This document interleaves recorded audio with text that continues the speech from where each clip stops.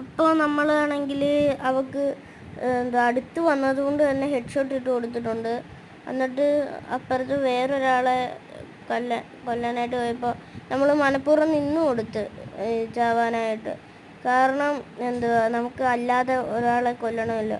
അപ്പോൾ അവളുടെ മുമ്പിൽ നിന്ന് കൊടുത്ത്. എന്നിട്ട് ഇവിടെ വീണ്ടും ഇവള് തന്നെ വന്നു, വീണ്ടും അവൾ എന്നെ കൊന്നു. റിവെഞ്ച് എടുത്തതാണെന്നാണ് എനിക്ക് തോന്നുന്നത്.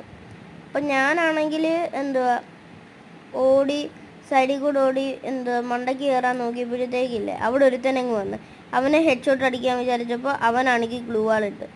ഞാനടങ്ങത്തില്ല, ഞാനാണെങ്കിൽ നമ്മുടെ പവർ യൂസ് ചെയ്ത്.